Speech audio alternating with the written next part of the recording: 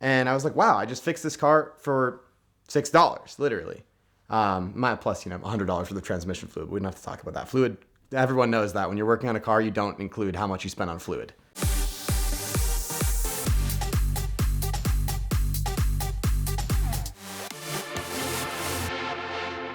As many people know, I'm a man of impeccable taste.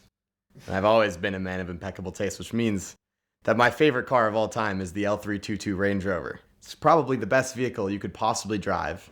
And dollar per dollar, it's the most luxurious vehicle on the planet, I would say, for the one that I have.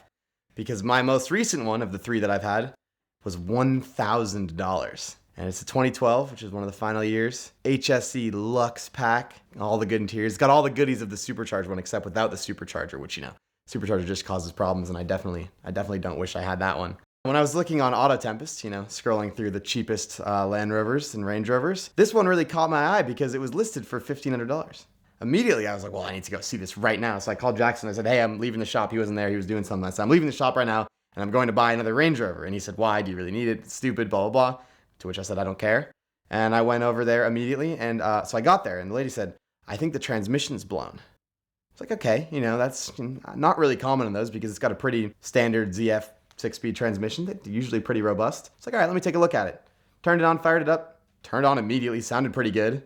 Had it listed for $1,500. Put it in drive, immediately clunk, clank, bang, boom, bad. Transmission sounded horrible.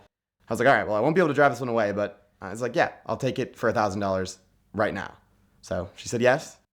I immediately got it on a trailer and started doing my research. Now, I really wasn't convinced that the transmission was blown. I thought maybe it was a fluid problem, and there's these weird little seals in this transmission and cause everything to slip around, make the clutch non-engage, and they're $6 to buy and replace.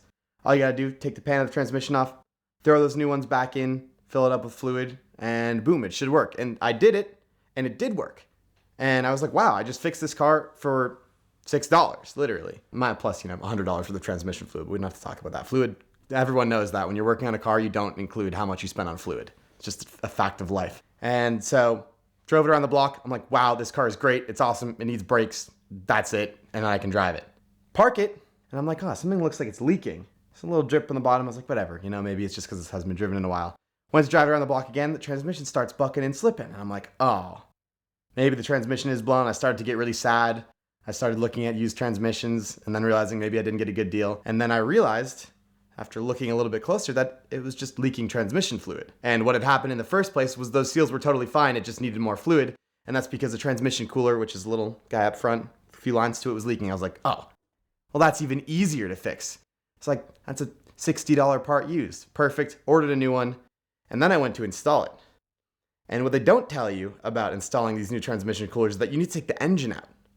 No way to swap those cooler lines without taking the engine out of the car. And I wasn't ready to do that. I really started, trying to pry it in there, bend the lines, nothing. Absolutely nothing was working. I couldn't get these new transmission lines in. And I was starting to think that I'd actually made a really horrible decision and I was going to have to drop the motor on this car. And I didn't want to do that at all because then it would basically defeat the purpose of buying the car for $1,000 because for the amount of time and energy that would take, I might as well have just bought a decent one for $6,000, which you kind of can find. Probably still would have needed timing chains, but whatever. $6,000 car would have worked better than this one. And then I had this idea of calling all of the local shops that worked on like front loaders and Caterpillars and stuff. And I was like, can you make me this, but with soft lines so I can just snake them through there? And pretty much everyone said no. They said they wouldn't want to do that. They didn't have the right hoses for the temperature, blah, blah, blah. No. And then finally this one shop was like, yeah, I can give it a shot. So I brought in the old lines. I said, I have $150 for you. Can you make these into soft lines? And a day later, this guy gave me these soft lines, which are made out of blue Caterpillar hosing that look horrible, but they slid right in. Turned it on. Nothing was leaking. Transmission fluid was flowing. Everything was great. Started driving it around. I was like, all right, this is the best car ever. I took apart the whole interior, put a new CarPlay unit in. Everything was going so smoothly, and then the engine started knocking. And that's where I sit with my $1,000 Range Rover currently, which is slightly knocking at my shop. But still a $1,000 Range Rover, right? You can't even hear the knocking because of all the sound deadening I did. So when you're in the inside, it's like, it's not really knocking anyways. It's probably fine. I have been moving up in oil viscosity. That's currently where I'm at. I was like, well, 5W20, that's what they want? That's way too thin. Threw in some 5W30. It sounded better on startup, but then, it started to as you kind of let it warm up. I was like, all right. And this was like 2 days before we left on this trip. So I'm going to throw some 5W40 in there when I get back and see how she sounds. Because to me, I think the current plan, the knocking really isn't actually that bad. It's like very faint. I think the current plan is to just drive it until it blows up, because that's probably cheaper than pulling the motor out and doing all the bearings. I am trying to convince one of my Land Rover tech friends to come to my shop and do it while I'm not there, but it's not working on him. My first one had a warranty on it, and that was the best car I've ever owned. 2012, less than 100,000 miles, supercharged, warranty, got it for 14 grand. The warranty paid out between my friend who I bought it from and me. I think it paid out $65,000 worth of repairs at the dealership on a $15,000 truck. And that was when I decided that this is the best car ever made and I shall have more of them. It was right when it cost $65,000 to run it for 3 years.